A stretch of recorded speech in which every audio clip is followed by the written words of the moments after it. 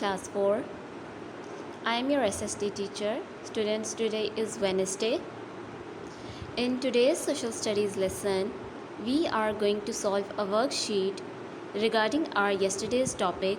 As you know, yesterday we started our chapter Weather Facts. In this chapter, we studied that weather means the atmospheric condition of a certain place. If you remember, I told you that weather of a place changes on a daily basis. The things that make a weather change, they include precipitation, humidity. Precipitation means rain and humidity means amount of water in air.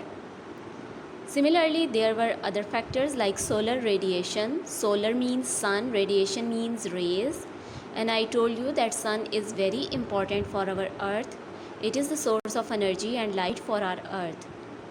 And it is because of the sun rays that water gets evaporated and make clouds.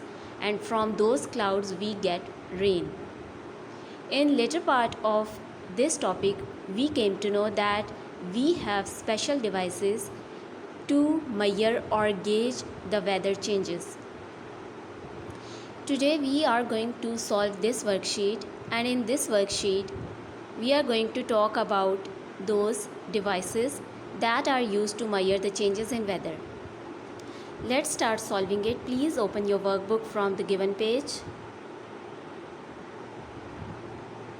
As you can see, the images have been made here. We have to tell the name of these devices, and we also have to tell the job of these devices. So let's start them one by one. Let us look at the very first image. Students, if you remember, in yesterday's lesson we said that there are satellites. These satellites are present in space and they are constantly sending us data about the weather. You know, there are two types of satellite in space. One is the geostationary. Geo mean earth and stationary mean thing that is not moving. So geostationary satellites are not moving. They are standing at a point on the space and they are taking the picture of earth and they are sending us data. The second type of satellite was polar satellite. Do you remember? We discussed that there are two poles of the earth, North Pole and South Pole. So polar satellites are found on these poles. One satellite is found on the North Pole and the second is found on the South Pole. And these satellites, they are constantly orbiting. Orbiting means they are moving around earth, and when they are moving, they are taking pictures. So in these first two images, the pictures of these satellites have been made. We have to identify which one is this geostationary satellite and which one is the polar satellite. This is the image of geostationary satellite. Geostationary satellite is present. First of all, you will have to write here the name of the device, which is geostationary satellite. Geostationary satellites, they take the pictures and they send us pictures with the help of which meteorologists, they forecast about weather. The next picture, this one is of polar satellite. If you look at this picture carefully, you will see this is a satellite and it is moving around the earth.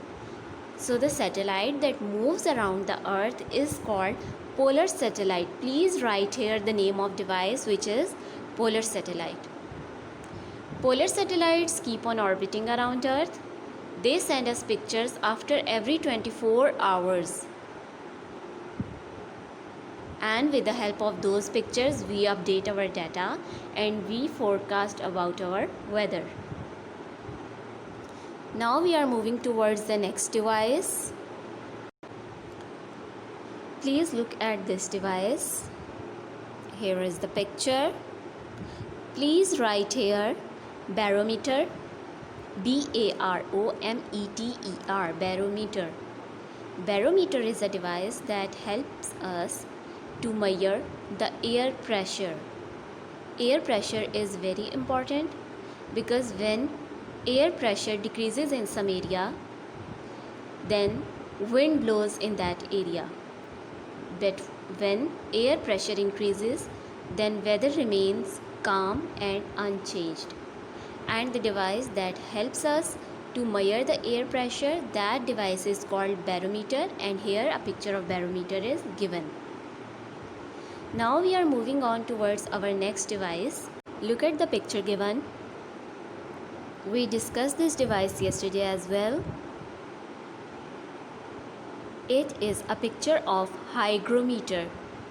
If you remember, we discussed that hygrometer is a device that helps us to measure the amount of rainfall fallen over an area.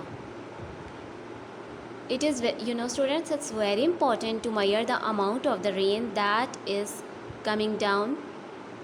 For certain reasons, it helps the people to prevent themselves from accident. For example, there is a dam at a certain place, and the dams have a certain capacity. They cannot store water beyond that capacity. So if rain falls down and the water is getting too much, it can cause some fatal accident. So it is very important to measure the amount of the rain that is coming down, and the device that helps us is called hygrometer. Here is the very last device. I hope all of you know what it is. It's not something new for you. This is the picture of thermometer. Please write the name of device here, thermometer. And I'm sure all of you know that thermometer helps us to measure temperature.